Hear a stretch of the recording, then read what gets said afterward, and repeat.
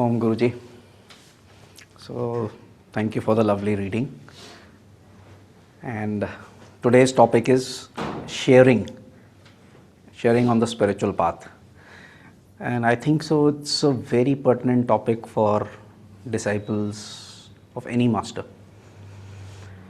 So before we get into what sharing is, we need to understand what a master is, what our guru is. And when a spiritual path starts, every soul has to go through 3 stages. And it is universal for all. The first stage is getting out of this mindset that this physical world is the reality and my body is the only reality. And I think so this is the most difficult stage, and it takes the largest possible time. Because most of us overcome this stage out of frustration, suffering. Because we try everything in our lives and we seem not to get that happiness, everlasting happiness. And when we have tried over many incarnations, then we start thinking that no, there has to be some other answer. It cannot be what we have been doing so far. And that is the time we reach the second stage, that we start seeking for an answer which is beyond this physical world.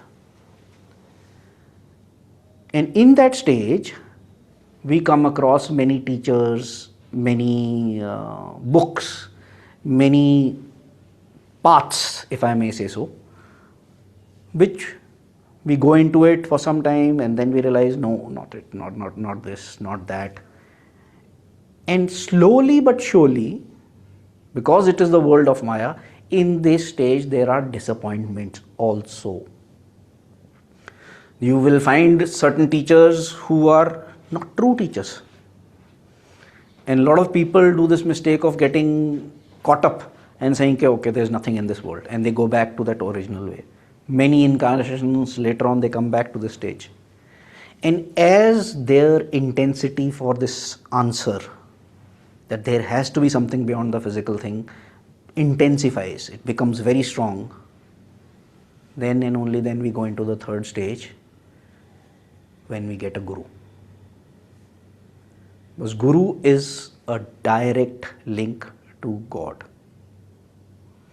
And guru can and is only a person who knows God. Is not a person who has read few books and started speaking well and he is a guru. No. Why? A Satguru is a person who has direct link with God. He is omnipresent, omniscient. What does that mean? Big words.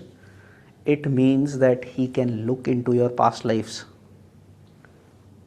know what karma is coming to you, and either mitigate that karma or take that karma on himself. I don't think so any one of us can handle our own karma. Do you want to take on anyone else's karma? Who can take it on? Imagine, who can take it on? So who can take it on? We come to the who can be a guru. The first, and which actually is a very high stage, is something called a Jivan Mukta. And what is a Jivan Mukta? A person who's gone into Nirvikalp Samadhi. So it's a very high stage. But Jivan Mukta is not completely free. Jivan Mukta is a person who has realized God and is going to function the way God meant him to function. He will not make any new karma. But his prarabdha karma, as the karma which is of previous lifetimes, is yet to be overcome. So he may need to come back to either Earth or some similar planet to work out that karma. And he has another choice. Most of his karma he would have overcome because he is gone into Nirvikalp Samadhi. So he goes into a higher astral world, and there he is able to overcome those karmas, and he need not come back also. But the next stage comes of a Param Mukta. What is Param Mukta? A Siddha is a person who has overcome all the three karmas, that is physical, astral and causal karma, and he is completely liberated and one with God. This soul, and actually what happens, people who reach this stage, the souls who reach this stage, generally never come back. They know that they have merged in God, and it's the ultimate that can ever happen to any soul. But some souls come back from that stage. They are a Satguru, and they can take on the karma of others. But how much karma can a person take on? So we come to the corollary to it. Was our master an avatar? Was Yogananda ji an avatar? And this question is actually answered beautifully by Brother Anandmoyi. In one of his talks, he says, and Swami Kriyananda was with him when they were monks together. And amongst the monk, the discussion started, is Yogananda ji an avatar? And there was maybe this, maybe not. And when they had gone to the desert retreat where Master was working on all the books, so the monks, including Swami Kriyananda and Brother Anandmoyi, were staying. The monks used to stay at a place which is about 4 miles away from where Master was working. And in the morning they used to come in a car, work the whole day, and in the evening when the sun used to set, they used to go back to that room where they were staying. And Master used to come out 2-3 times to mingle with the monks. That's why he had called selected few monks only there. So Brother Anandmoyi says that he was debating this thing in his mind when he read an autobiography of a yogi. Master himself has written that an avatar does not cast a shadow. So he said, wow, now I'll find out. Today when I will go, Master will come out and I will look for that shadow. So he went, and with this thing in his mind, he was working. Master came out, talked to them, went back 2-3 times he came out. And in the evening when he was going back in the car, he said, oh, I forgot about it. I was to look for the shadow and I didn't look at it at all. What has happened? He said, tomorrow I'll do it. Same thing happens. He comes, Master comes out 2-3 times. Again he's forgotten. This happens over almost a week. Then he realizes, I can't be forgetting it. There's something else happening here. So he sits in meditation that night and he says, Master, whatever you are, I accept you. Even if you cast a shadow, for me you are an avatar. And the next day when he goes, Master comes out, he looks and there is a shadow. But he starts following the shadow, goes to Master's feet, goes up and looks into his eyes, and Master is laughing in his eyes. And he picks his cane and taps it on his leg. What mischief are you up to, Anandmoyi? And that is the time he understands that there is something much bigger than this. So when they go back to Mount Washington, one day Master comes down to the monk's place for a meal, and Swami Kriyananda directly asks him, because this debate has been going on amongst the monks, he says, are you an avatar? And Yogananda ji says, such a big work could not have been given to anyone else. And I say it, millions will find God through this path. And one of the monks looked, millions, because there were 10 odd people sitting there.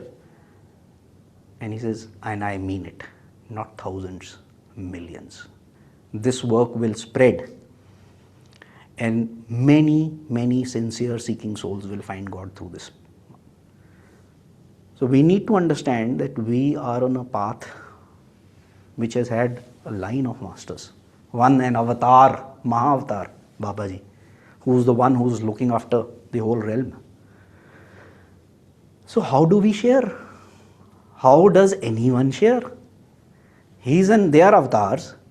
They must have written everything. They must have told everything that is to be shared. What is left for us? And this is exactly the question that Swami Kriyananda asked Master. That you have written everything. I don't think there is anything else required to be done. To which Master's response was, what do you mean? How can you even think so? There is so much work left. There is so much work left that you can't even begin to think that it is over.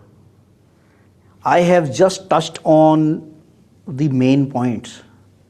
They need to be brought down to the understanding of the people, those sincere seeking souls. And therein, that is wherein lies how we can serve. Master wasn't went into Samadhi and became a God-realized soul after meeting Sri Yukteswar. He has written it that way in Autobiography of a Yogi. I don't know whether you are aware of this story. It's in Mejda.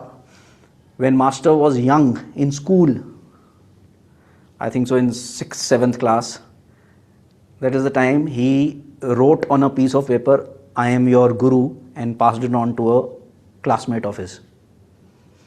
And that classmate read it and he looked at him and he said, one naughty boy, what are you talking? How can you be a Guru? And Master kept quiet. Mukunda kept quiet. That night, that classmate had an experience of cosmic consciousness and Krishna came to him. And he told him, Mukunda is your Guru. And next day, this classmate was trying to find Mukunda all over the school and Mukunda was hiding from him. The Guru does this. The Guru does this because he wants to be sure that you are sincere or not. And when he found him, he fell at his feet, classmate's feet, that you are my Guru. I do not know whether you are aware of this story that when that penniless boys in Vrindavan, that chapter in Autobiography of a Yogi, if you remember that chapter, when Master and that friend of his, they have gone to Vrindavan, and once they have had that great meal, they are thinking what to do next. A person comes on a tonga and takes them along and makes them go all around Vrindavan, does everything, buys the ticket for them going back, and he comes and tells him what? You are my Guru. Yesterday night I had a vision of Sri Krishna who came to me that your Guru will be standing under a banyan tree at this place, there will be two boys and so will be your Guru.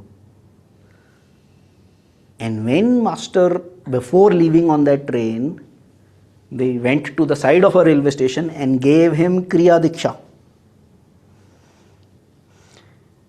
And nothing is mentioned about him. That guy became a very advanced yogi. He actually went into Samadhi states in his life. He never ever met Yogananda ji again after that. That is the way to serve. Jnana Mata ji, what did she do? Jnana Mata ji, in 1924, Master came to Seattle. And after a talk, he was invited to the house of Jnana Mata. That time not Jnana Mata, I am forgetting what her original name was. And she writes this letter to him, in which she has written that you came that day and by your very presence I knew that I am in a presence of divinity, and you had seen the paintings on the wall, and while standing with your back to the windows, you looked towards me and blessed me. And that is the time I had my first experience of Om. And I knew that I was in presence of divinity. I have kept that very place where you had stood at that time, the feet impression of yours. Every day I put orange flowers at your feet. And after every 1 hour of my daily existence, I attune myself to you and I pray that my Guru is praying for me. is taking on my karma, is helping me. And any and everything that you have given to me, I have kept it. I know it that you have come to this earth for me. That is the way to serve. He didn't come for, you don't have to think about the world mission. He came for each one of us. And who can do this? Only a Satguru. When he had taken on so much karma of his disciples, that one day, this is in later part, around 1950s or so, that again it was Swami Kriyananda and Brother Anandmoy who were, Master had problem with his legs. He couldn't walk properly, his knees were giving him trouble, that he had to be brought down from the top floor where he was staying in Mount Washington, and some of the monks used to actually lift him up in a chair and get him down. So that day it was Swami Kriyananda and Brother Anandmoy who were doing this, and they went up and the Master came out, and when he sat on the chair he was groaning that what has happened. And at that moment both of them thought, oh my God, how much is he suffering? He can't even sit with so much pain. And Brother Anandmoy says in that talk of his that when he picked up the chair, he went into ecstasy. Such ecstasy came to him that tears were flowing down. He was feeling God's love, but at the same time he was saying, what is happening? My Guru is in such pain and I am feeling this ecstasy. And he was kind of feeling guilty over it. They brought him down onto the ground floor, kept him, and Master got up and he looked into the eyes of Master and he thought, my Master is suffering. God, give me some of his karma so that he does not suffer so much. And that is the time Master looked at him and he said, your time will come when you will advance enough to take on karma of your disciples. But what he was teaching to them at that moment was that the body may be suffering. He was in that state inside which they were experiencing at that moment. And how did they get that experience? By sharing the teachings. What Yogananda ji writes, I think so that makes it perfect. I'll just read exactly what he has written about this. He says, every day try by your own example to bring others to the spiritual path. Do you realize that every good thought you have for others will determine your future life according to the law of karma, and that the greatest good you can do is to bring God into the lives of others.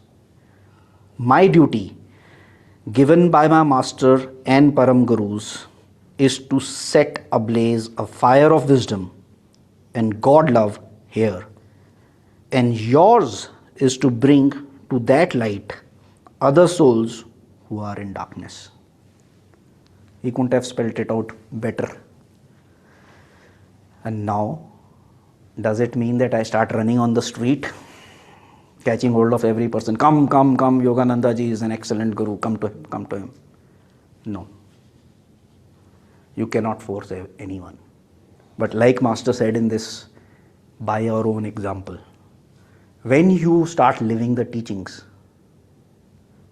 you will feel that presence within you. And when you feel that presence, you don't have to do anything. You just function in this world without saying anything to anyone. People will on their own come and tell you that what is it that you are doing? How come you are so calm? How come you are so not perturbed by this life? There is something in you, you don't get involved in this life. And they will want to know what you are doing. That is the way to do it. That is the way to serve. In an organization, there are bound to be ego problems. There are bound to be clashes, if I may use the word, because who are disciples? Disciples are people who still haven't overcome Maya. They are on their way to finding God. Yes, they have come to the third stage of their progression. They have found their Guru. But when they are working in an organization, there are bound to be problems. And Master actually said this in autobiography. When he had that cosmic experience with Sri Yukteswar Ji, that Samadhi experience, when Sri Yukteswar Ji gave it to him, and when he came out of that experience, what did Swami Sri Yukteswar make him do? First thing, pick up a broom and let's sweep the floor. He says, do not get drunk. Let your high head be in the clouds of God's love, but your feet should be firmly planted on ground. And when he told him to take on the responsibility of the organization or a small club that was started by Sri Yukteswar called Sadhu Sabha, Yogananda ji said, I don't want to do any organizational work. It's a swarm of bees, it's a nest of bees. I don't know, it's called a nest or whatever it is called. To which Sri Yukteswar ji said, do you want to drink the channa alone? Had these great masters before you also thought the same way, would these teachings have come to you? They came to you only because they wanted to share. And the very nature of bliss is that it wants to share, it wants to expand, and it will expand. And that is how he had to take on this thing. In fact, Lahiri Mahasaya Ji was told repeatedly by his disciples to start an organization. He very strongly said no. His disciples said that we will want to write something about you. He told them no. In 1894, when he left his body, before that it was asked, and he said, no, do not write anything about me. 50 years from now, someone will write about me and the whole world will know about me. But when was Autobiography of a Yogi written? 1944. Exactly 50 years from that time. And the organization that Master formed, the work that Master did was to take on, spread these teachings through the whole world. And in the beginning, his own disciples thought, oh, how is it possible? Millions you are talking? Same are Naya Swamis who were with Swami Kriyananda. You listen to them. That when Swami Kriyananda in Ananda village told them in beginning 1970s that millions will come to God through this path, and they said, oh man, he's lost it. What is he talking? There are hardly any people here. But you look at it today. It is spreading, and not as a commercial work. Not as a commercial work. So when we meet the new souls who come for the spiritual fair next Sunday, what do? Just be yourself. Meditate the night before. Feel the presence of God and Guru within you. And in any circumstance that you are in that spiritual fair, because no one is going to be around you, Preminda ji might be somewhere else, and Devrishi ji, and you cannot ask anyone, what should I do? Ask this question to yourself. What would have Master done? What would have Swami Kriyananda done in this situation? And answer. To whatever someone is asking, guide him, and that is what you are required to do. I'll end with how I came to know that Ananda is my path. I had Master pulled me out from delusion. It was his grace. So I knew Master is my Guru. But when I was doing level 3, that I came to know that there is a center, not a center that time, it was a meditation group in Dr. Gurjeevan's place in Sector 10, Chandigarh. So I went there. And after a few weeks, there was some, I won't call it a misunderstanding.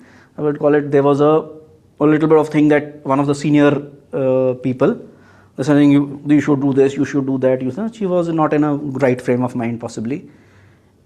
And I was just observing because I was new. And I observed how the people are reacting. And I found one person, him, was totally calm. He just quietly went out. There was something required to be done, picked it up, brought back, didn't say anything. Everything done and all. And I said, wow, he's not said a single word. He's just done it. And after coming back, he's going down to the master. I said, kuch to hai. That it is a different thing to listen to these things and read these things, but to see it implemented, then you know, yeah, this is right. And that is what people will be looking when they come for the spiritual fair. The talk and the people on top is just to keep them, there. Okay, there is something happening, something going on. That is not important. More important is the vibration. And they will be observing. I don't know whether you came to the path through the spiritual fair or not, but this is what you do. When you come to that place in your life where you want to know whether this is the right path, you say, okay, that person on top is speaking. He might be speaking well, might not be speaking well. But what is the vibration of that place? How are the people serving? That is the way to serve. So let's hope that with Master's grace, we are able to serve and bring many more souls onto the path. So thank you so much.